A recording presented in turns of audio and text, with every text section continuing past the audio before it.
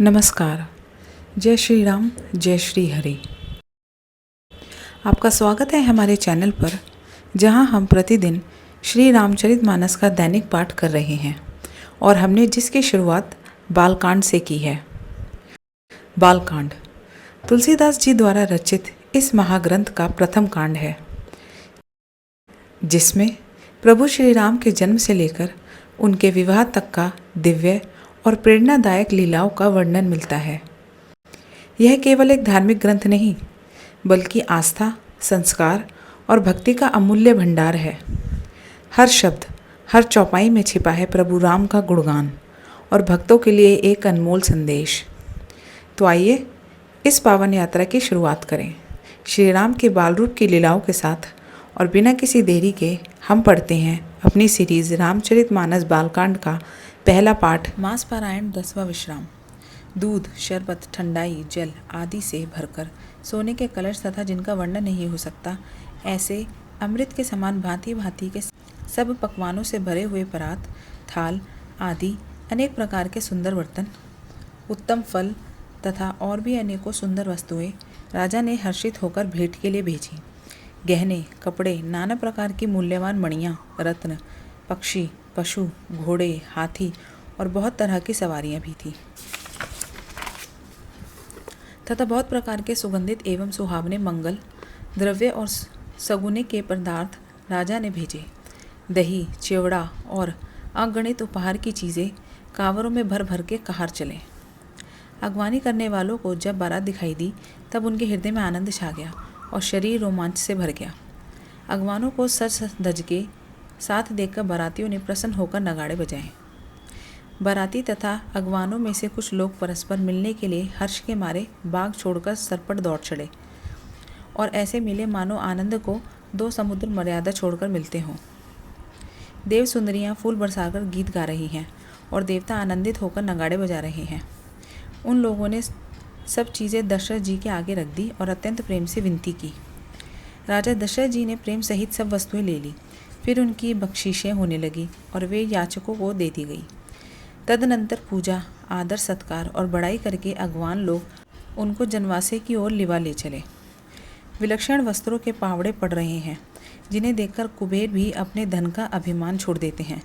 बड़ा सुंदर जनवासा दिया गया, जहाँ सबको सब प्रकार का सुभीता था। सीता जी ने बारात जनकपुर में आई जानकर अपनी कुछ महिमा प्रकट करके दिखलाई।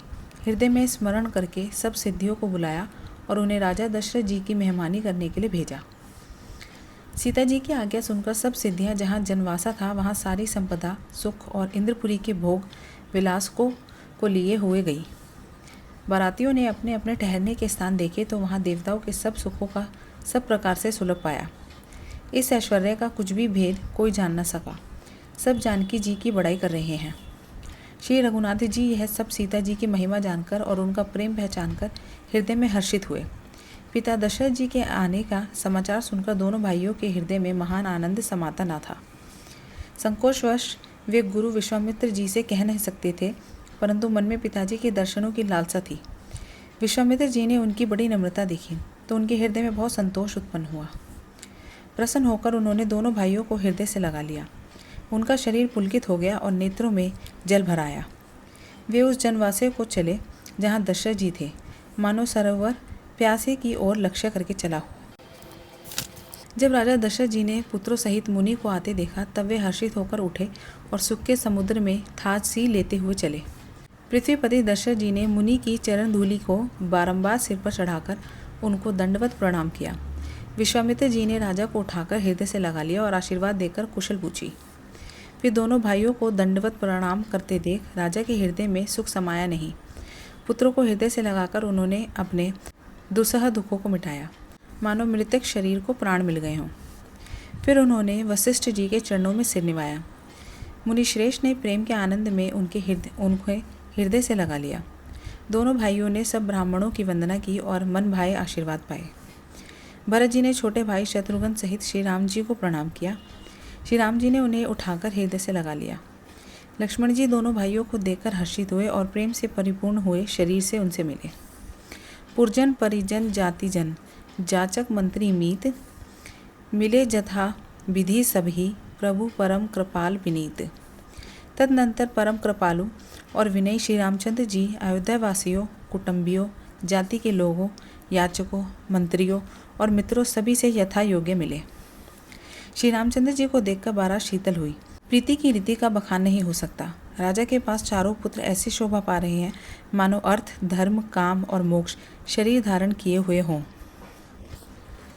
पुत्रों सहित दशरथ जी को देखकर नगर के स्त्री पुरुष बहुत ही प्रसन्न हो रहे हैं। देवता फूलों की वर्षा करके नगाड़े बजा रहे हैं और अप्सराएं गा गा कर नाच रही हैं। अगवानी में आए हुए शतानंद जी, अन्य ब्राह्मण, मंत्रीगण, मागध, सूत, विद्वान और भाटों ने बारात सहित राजा दशरथ जी का आदर सत्कार किया। फिर आज्ञा लेकर वे वापस लौटे। बारात लगन के दिन से पहले आ गई है। इससे जनकपुर में अधिक आनंद छा रहा है। सब लोग ब्रह्मानंद प्राप्त कर रहे हैं और विधाता से मनाकर कहते हैं कि दिन रात बढ़ जाए। रामू सिय शोभा अवधि, सुकृत अवधि दो राज, जहाँ तह पुरजन कहीं अस मिली नर नारी समाज।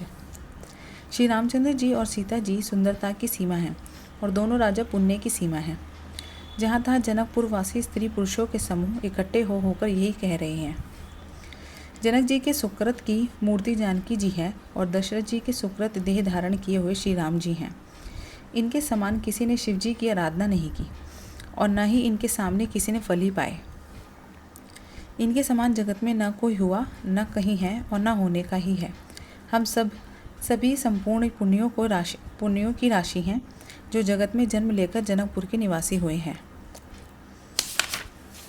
और जिन्होंने जानकी जी और श्री रामचंद्र जी की छवि देखी है। हमारे सरीखा विशेष पुण्यात्मा कौन होगा। और अब हम श्री रघुनाथ जी का विवाह देखेंगे और भली भांति नेत्रों का लाभ लेंगे।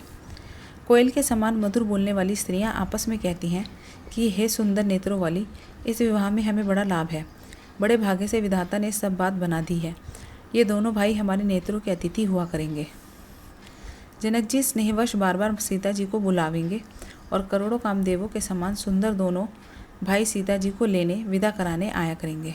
तब उनके अनेकों प्रकार से पहुनाई होगी। सखी, ऐसे ससुराल किसे प्यारी ना होगी। तब हम सब नगरवासी श्री राम लक्ष्मण को देख देख कर सुखी होंगे। हे सखी, जैसा श्री राम लक्ष्मण का जोड़ा है वैसे ही दो कुमार राजा के साथ और भी हैं। वे भी एक श्याम और दूसरे गौर वर्ण के हैं। उनके भी सब अंग बहुत सुंदर हैं। जो लोग उन्हें देख आए हैं वे सब यही कहते हैं। एक ने कहा, मैंने आज ही उन्हें देखा है। इतने सुंदर है मानो ब्रह्मा जी ने उन्हें अपने हाथों से संवारा हो। भरत तो श्री राम जी की ही शक्ल सूरत के हैं। स्त्री पुरुष उन्हें सहसा पहचान नहीं सकते। लक्ष्मण और शत्रुघ्न दोनों का एक रूप है। दोनों के नक्शे शिकार तक सभी अंग अनुपम हैं। मन को बड़े अच्छे लगते हैं, पर मुख से उनका वर्णन नहीं हो सकता। उनकी उपमा के योग्य तीनों लोकों में कोई नहीं है। दास तुलसी कहता है कि कवि और कोविद कहते हैं इनकी उपमा कहीं कोई नहीं है। बल, विनय, विद्या, शील और शोभा के समुद्र इनके समान यही हैं। जनकपुर की सब स्त्रियां आंचल फैलाकर विधाता को यह वचन सुनाती हैं कि चारों भाइयों का विवाह इसी नगर में हो और हम सब सुंदर मंगल गावें। नेत्रों में जल भरकर पुलकित शरीर से स्त्रियां आपस में कह रही हैं कि हे सखी, दोनों राजा पुण्य के समुद्र हैं। त्रिपुरारी शिवजी सब मनोरथ पूर्ण करेंगे। इस प्रकार सब मनोरथ कर रही हैं और हृदय को उमंग उमंग कर आनंद से भर रही हैं। सीता जी के स्वयंवर में जो राजा आए थे उन्होंने भी चारों भाइयों को देखकर सुख पाया। श्री रामचंद्र जी का निर्मल और महान यश कहते हुए राजा लोग अपने अपने घर को चले गए। इस प्रकार कुछ दिन बीत गए। जनकपुर निवासी और बाराती सभी बड़े आनंदित हैं। मंगलों का मूल लगन का दिन आ गया। हेमंत ऋतु और सुहावना अगहन का महीना था। ग्रह, तिथि, नक्षत्र, योग और वार श्रेष्ठ थे। लगन मुहूर्त शोध कर ब्रह्मा जी ने उस पर विचार किया और उसको नारद जी के हाथ भेज दिया। जनक जी के ज्योतिषियों ने भी वही गणना कर रखी थी। जब सब लोगों ने यह बात सुनी तब वे कहने लगे, यहाँ के ज्योतिषी भी ब्रह्मा ही हैं। निर्मल और सभी सुंदर मंगलों की मूल गोधूली की पवित्र वेला आ गई और अनुकूल शकुन होने लगे। यह जानकर ब्राह्मणों ने जनक जी से कहा। तब राजा जनक ने पुरोहित शतानंद जी से कहा कि अब देर का क्या कारण है। तब शतानंद जी ने मंत्रियों को बुलाया। वे सब मंगल का सामान सजाकर ले आए। शंख, नगाड़े, ढोल और बहुत से बाजे बजने लगे तथा मंगल कलश और शुभ शकुने की वस्तुएं सजाई गई। सुंदर सुहागिन स्त्रियां गीत गा रही है और पवित्र ब्राह्मण वेद की ध्वनि कर रहे हैं। सब लोग इस प्रकार आदर पूर्वक बारात को लेने चले और जहाँ बारातियों का जनवासा था वहाँ गए। अवधपति दशरथ जी का समाज देखकर उनको देवराज इंद्र भी बहुत ही तुच्छ लगने लगे। उन्होंने जाकर विनती की, समय हो गया, अब पधारिए। यह सुनते ही नगाड़ों पर चोट पड़ी। गुरु वशिष्ठ जी ने पूछकर और कुल की सब रीतियों को करके राजा दशरथ जी मुनियों और साधुओं के समाज को साथ लेकर चले। भाग्य विभव अवधेश कर देखी, देव ब्रह्मादि लगे सराहन, सहस मुख जानी, जन्म निज बादी। अवध नरेश दशरथ जी का भाग्य और वैभव देखकर और अपना जन्म व्यर्थ समझकर ब्रह्मा जी आदि देवता हजारों मुखों से उसकी सराहना करने लगे। देवगण सुंदर मंगल का अवसर जानकर नगाड़े बजा बजाकर फूल बरसाते हैं। शिवजी, ब्रह्मा जी आदि देव वृंद यूथ बना बनाकर विमानों पर जा चढ़े और प्रेम से पुलकित शरीर हो तथा हृदय में उत्साह भरकर श्री रामचंद्र जी का विवाह देखने चले। जनकपुर को देखकर देवता इतने अनुरक्त हो गए कि उन सबको अपने अपने लोग बहुत तुच्छ लगने लगे। विचित्र मंडपों को तथा नाना प्रकार की सब अलौकिक रचनाओं को वे चकित होकर देख रहे हैं। नगर के स्त्री पुरुष रूप के भंडार सुगण, श्रेष्ठ, धर्मात्मा, सुशील और सुजान हैं। उन्हें देखकर सब देवता और देवांगनाएं ऐसे प्रभाहीन हो रही हैं जैसे चंद्रमा के उजियालों में तारागण फीके पड़ जाते हैं। ब्रह्मा जी को विशेष आश्चर्य हुआ क्योंकि उन्होंने वहाँ अपनी कोई करनी तो देखी ही नहीं। तब शिवजी ने सब देवताओं को समझाया कि तुम लोग आश्चर्य में मत भूलो, हृदय में धीरज धरकर विचार तो करो कि यह श्री सीता जी का और ब्रह्मांडों के परम ईश्वर साक्षात श्री रामचंद्र जी का विवाह है, जिनका नाम लेते ही जगत में सारे अमंगलों की जड़ कट जाती है और चारों पदार्थ अर्थ, धर्म, काम, मोक्ष मुट्ठी में आ जाते हैं। ये वही जगत के माता पिता श्री सीताराम जी हैं। काम के शत्रु शिवजी ने ऐसा कहा। इस प्रकार शिवजी ने देवताओं को समझाया और फिर अपने श्रेष्ठ बैल नंदीश्वर को आगे बढ़ाया। देवताओं ने देखा कि दशरथ जी मन में बड़े ही प्रसन्न और शरीर से पुलकित हुए चले जा रहे हैं। उनके साथ साधुओं और ब्राह्मणों की मंडली ऐसी शोभा दे रही है मानो समस्त सुख शरीर धारण करके उनकी सेवा कर रहे हैं। चारों सुंदर पुत्र साथ में ऐसे सुशोभित हैं मानो संपूर्ण मोक्ष शरीर धारण किए हुए हों। मरकत मणि और स्वर्ण के रंग की सुंदर जोड़ियों को देखकर देवताओं को कम प्रीति नहीं हुई। फिर श्री रामचंद्र जी को देखकर वे हृदय में हर्षित हुए और राजा की सराहना करके उन्होंने फूल बरसाए। नक्शे शिकातक श्री रामचंद्र जी के सुंदर रूप को बार बार देखते हुए पार्वती जी सहित श्री शिव जी का शरीर पुलकित हो गया और उनके नेत्र जल से भर गए। राम जी का मोर के कंठ की सी कांति वाल श्याम शरीर है। बिजली का अत्यंत निरादर करने वाले प्रकाशमय सुंदर रंग के वस्त्र हैं। सब मंगल रूप और सब प्रकार से सुंदर भांति भांति के विवाह के आभूषण शरीर पर सजाए हुए हैं। उनका सुंदर मुख शरता पूर्णिमा के निर्मल चंद्रमा के समान और नेत्र नवीन कमलों के लजाने वाले हैं। सारी सुंदरता अलौकिक है, वह कही नहीं जा सकती, मन ही मन बहुत प्रिय लगती है। साथ में मनोहर भाई शोभित हैं जो चंचल घोड़ों को नचाते हुए चले जा रहे हैं। राजकुमार श्रेष्ठ घोड़ों को दिखला रहे हैं और वंश की प्रशंसा करने वाले विरुद्धावली सुना रहे हैं। जिस घोड़े पर श्री राम जी विराजमान है उसकी चाल देखकर गरुड़ भी लजा जाते हैं। उसका वर्णन नहीं हो सकता, वह सब प्रकार से सुंदर है। मानो श्री रामचंद्र जी के लिए कामदेव घोड़े का वेश बनाकर अत्यंत शोभित हो रहा है। वह अपनी अवस्था, बल, रूप, गुण और चाल से समस्त लोगों को मोहित कर रहा है। सुंदर मोती मणि और मणिक्याँ लगी हुई जड़ाऊ जिन ज्योति से जगमगा रही है, उसकी सुंदर घुंघरू लगी ललित लगाम को देखकर देवता, मनुष्य और मुनि सब ठगे जाते हैं। प्रभु मन सही लय लीन मनु, चलत बाजी छवि पाव, भूषित उड़गन तड़ित घनु, जनु बर बरही नचाव। प्रभु की इच्छा में अपने मन को लीन किए चलता हुआ वह घोड़ा बड़ी ही शोभा पा रहा है, मानो तारागण तथा बिजली से अलंकृत मेघ सुंदर मोर को नचा रहे हों। जिस श्रेष्ठ घोड़े पर श्री रामचंद्र जी सवार हैं उसका वर्णन सरस्वती जी भी नहीं कर सकती। शंकर जी श्री रामचंद्र जी के रूप में ऐसे अनुरक्त हुए कि उन्हें अपने 15 नेत्र इस समय बहुत ही प्यारे लगने लगे। भगवान विष्णु ने जब प्रेम सहित श्री राम को देखा तब वे श्री लक्ष्मी जी के पति श्री लक्ष्मी जी सहित मोहित हो गए। श्री रामचंद्र जी की शोभा देखकर ब्रह्मा जी बड़े प्रसन्न हुए पर अपने 8 ही नेत्र जानकर पछताने लगे। देवताओं के सेनापति स्वामी कार्तिकेय के हृदय में बड़ा उत्साह है क्योंकि वे ब्रह्मा जी से ड्योढ़ अर्थात 12 नेत्रों से राम दर्शन का सुंदर लाभ उठा रहे हैं। सुजान इंद्र श्री रामचंद्र जी को देख रहे हैं और गौतम जी के शाप को अपने लिए परम हितकर मान रहे हैं। सभी देवता देवराज इंद्र से ईर्ष्या कर रहे हैं और कह रहे हैं कि आज इंद्र के समान भाग्यवान दूसरा कोई नहीं है। श्री रामचंद्र जी को देखकर देवगण प्रसन्न है और दोनों राजाओं के समाज में विशेष हर्ष छा रहा है। दोनों ओर से राज समाज में अत्यंत हर्ष है और बड़े जोर से नगाड़े बज रहे हैं। देवता प्रसन्न होकर और रघुकुल मणि श्री राम की जय हो जय हो जय हो कहकर फूल बरसा रहे हैं। इस प्रकार बारात को आती हुई जानकर बहुत प्रकार के बाजे बजने लगे और रानी सुहागिन स्त्रियों को बुलाकर परछने के लिए मंगल द्रव्य सजाने लगी। सजी आरती अनेक विधि मंगल सकल सवारी, चली मुंदित परिछनी करन गजगामिनी बर नारी। अनेक प्रकार से आरती सजकर और समस्त मंगल द्रव्यों को यथा योग्य सजाकर गजगामिनी हाथी किसी चाल वाली उत्तम स्त्रियां आनंद पूर्वक परछने के लिए चली। सभी स्त्रियां चंद्रमुखी और सभी मृगलोचनी आंखों वाली हैं और सभी अपने शरीर की शोभा से रति के गर्व को छुड़ाने वाली हैं। रंग रंग की सुंदर साड़ियाँ पहने हैं और शरीर पर सब आभूषण सजे हुए हैं। समस्त अंगों को सुंदर मंगल पदार्थों सजाए हुए वे कोयलों को भी लजाती हुई गान कर रही हैं। कंगन, करधनी और नूपुर बज रहे हैं। स्त्रियों की चाल देखकर कामदेव के हाथी भी लजा जाते हैं। अनेक प्रकार के बाजे बज रहे हैं। आकाश और नगर दोनों स्थानों में सुंदर मंगलाचार हो रहे हैं।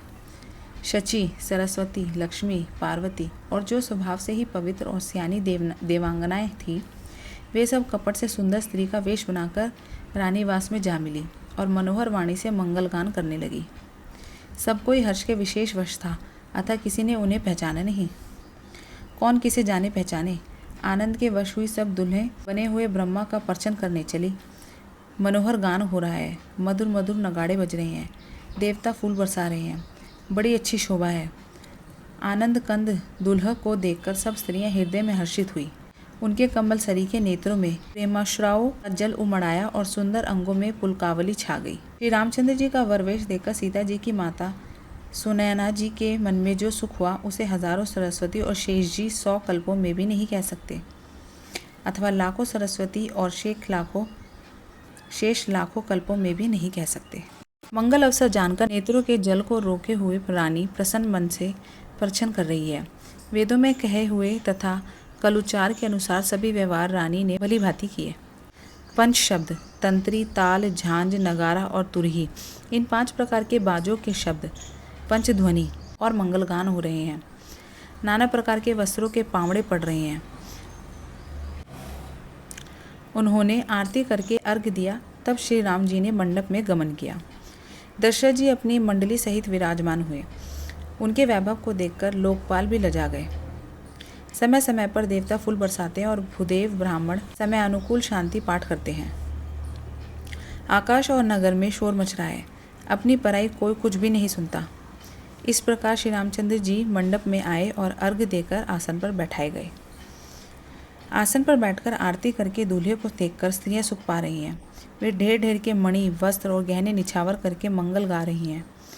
ब्रह्मा आदि श्रेष्ठ देवता ब्राह्मण का वेश बनाकर कौतुक देख रहे हैं।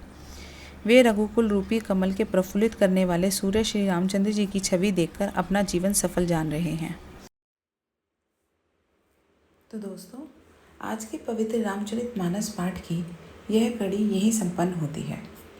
प्रभु श्री राम की महिमा अपरंपार है और उनका हर प्रसंग हृदय को शुद्ध करता है। प्रभु श्री राम के चरणों में समर्पित यह यात्रा ऐसे ही चलती रहेगी। पर कल इसी समय इसी चैनल पर एक नई चौपाई, एक नई बालकांड की लीला के साथ हम फिर मिलेंगे। अगर आपको यह पाठ भावभीन लगा हो और आपके मन को भाया हो तो कृपया इसे लाइक करें, शेयर करें और चैनल को सब्सक्राइब करना ना भूलें। आपकी सहभागिता हमें इस आध्यात्मिक यात्रा को और आगे बढ़ाने की प्रेरणा देती है। अंत में प्रभु श्री राम, माता सीता और भक्त हनुमान के चरणों में हम सबका सादर वंदन। सिया राम मैं सब जग जानी, करहूँ प्रणाम जोरिए जुग पानी। जय श्री राम, जय श्री हरि।